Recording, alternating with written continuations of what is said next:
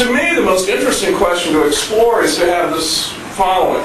The CEO comes to you and says, okay, this case was decided. How do I change what I do in response to this? That's not something that's easy to teach Socratically. Now, I had always lectured some.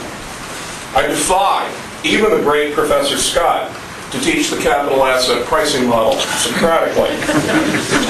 And as my teaching became more oriented towards transactions, and business and economics became more important, and the backstory became less important than the case, and identifying sources of value in the underlying deal became the critical issue, grilling law students seemed less and less effective. And candidly, when I had 154 of them, it seemed really quite ineffective.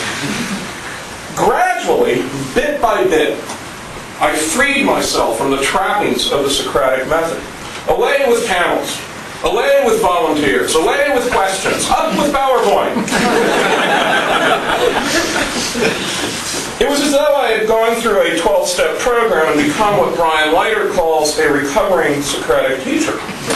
And I noticed that I had some interesting company.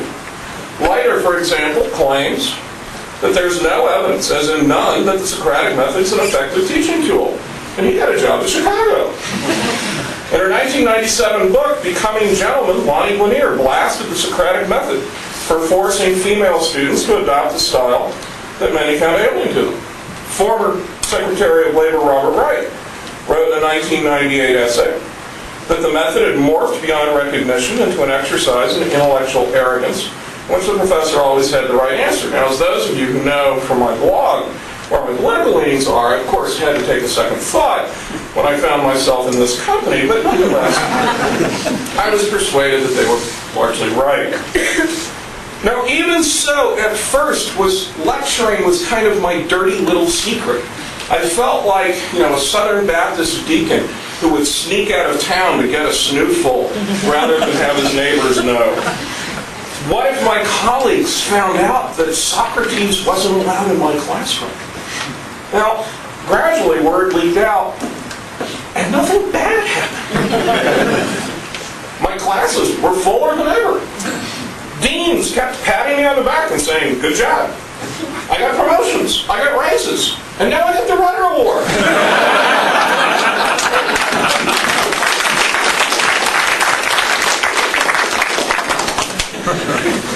I like to think that the award in some way validates the evolutionary path that my teaching has followed.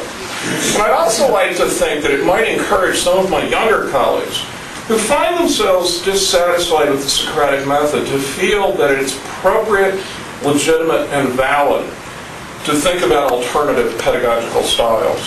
To think about how we can use things like mind map and PowerPoint and other technologies to enhance our teaching. To think about how instead of shutting off the internet in classrooms, we could leverage the fact that our students are texting to each other or surfing the internet. To find alternatives to the Langdellian model of the last century. Now, if you'll indulge me for just a few more minutes, I'd like to turn very briefly from how I teach to what I teach. Legal education pervasively sends students the message that corporate lawyering is somehow less moral and socially desirable than public interest lawyering. The message seems to be that the corporate world is essentially corrupting and alienating, while true self-actualization is possible only in a legal aid office. Our students get these messages not only in law school, but in the mass media. Films like A Civil Action or Aaron Brockovich illustrate the general ill repute in which corporations and corporate lawyers are held, at least here in Hollywood. Recently saw on cable a rerun of the Sandra Bullock movie, 2 Weeks' Notice, in which precisely the message is that the corporate world is corrupting, and it's the legal aid office in which you will achieve self-actualization.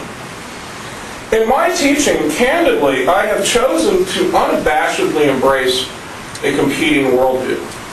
I tell my students about Nicholas Murray Butler, president of Columbia University and winner of the Nobel Peace Prize, who wrote, quote, "The limited liability corporation is the greatest single discovery of modern times. Even steam and electricity are less important than liability companies. I tell them about journalists John Micklethwaite and Adrian Woolridge, who wrote a magnificent history of the company, which contends that the corporation is the basis of the prosperity of the West and the best hope for the future of the rest of the world. There's no doubt that the corporation is now the key economic institution in Western nations. The corporation also has proven to be a powerful engine for focusing economic liberty. Private property and freedom of contract were indispensable if the corporation was to come into existence, and in turn, by providing centers of power separate from that of the state, corporations give economic liberty substance as against the state. And so I asked my students, what explains the relatively rapid development in the mid-19th century of a recognizably modern corporation, and in turn, that entity's emergence as the dominant form of economic organization? The answer had to do a lot with new technologies, especially the railroad, requiring vast amounts of capital, the advantages such large firms derived from economies of scale, the emergence of limited liability, and the rise of professional management. For the most part, these advantages remain true today. The corporation remains the engine of economic growth, both at the level of giants like Microsoft and garage-based startups. The rise of the corporate form thus has improved the living standards of millions of ordinary people, putting luxuries within the reach of the man in the street. The rising prosperity made possible by the new wealth created by industrial corporations was a major factor in destroying arbitrary class distinctions, enhancing personal and social mobility. Many of the wealthiest businessmen of the last 150 years began their careers as laborers rather than as the sons and daughters of coupon-clipping plutocrats. And so I put it to my students this way. You want to help make the world a better place? You want to eliminate poverty? Become a corporate lawyer. Help business grow so that they can create jobs and provide goods and services that make people's lives better.